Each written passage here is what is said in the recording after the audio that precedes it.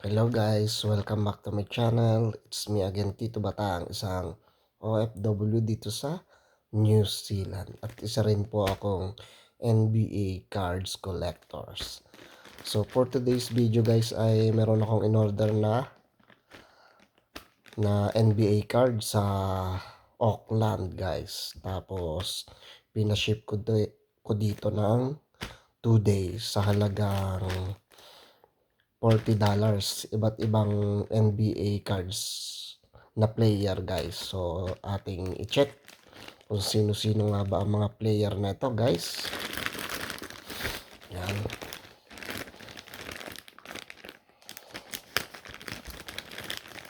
Open na natin guys. Yan. Yan. Naka pa sila, top loader guys. Sana may free. Pero parang wala. Yan. Open natin guys. Kung sino-sino ba mga player to.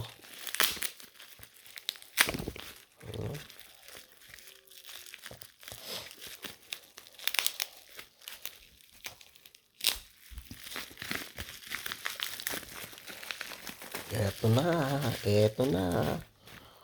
Kevin Garnett. Oh, Kevin Garnett.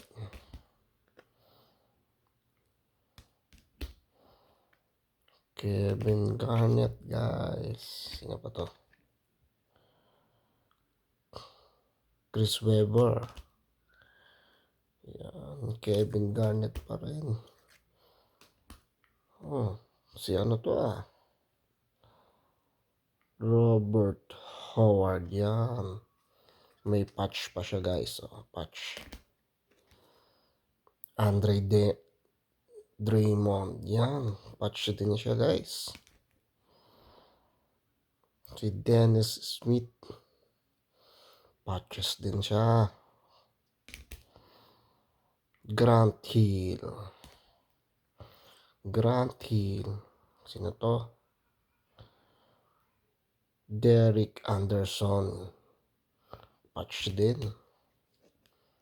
Grant Hill. Oh, Kobe Bryant. Kobe Bryant pa rin. Yan guys. Ito kaya. Next.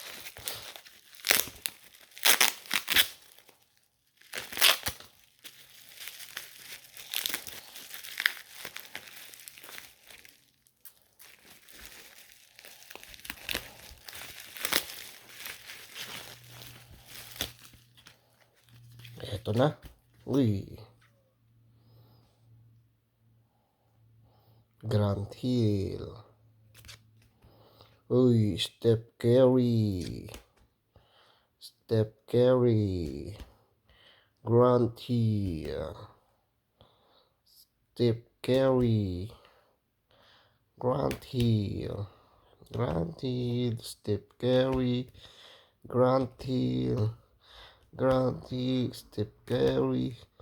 Steph Curry. Steph Curry. Yan guys. At ang pangatlo na pack. Yan.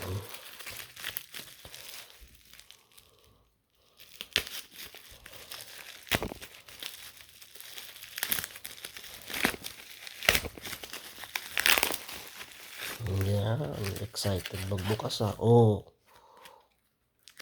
Kobe Bryant.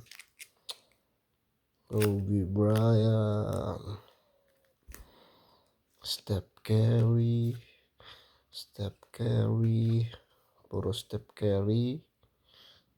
Ito. Chris Webber. Kevin Garnett. Chris Webber. Steph Curry. Yan guys. Ooh. Miles Turner with patch. Ooh, nice.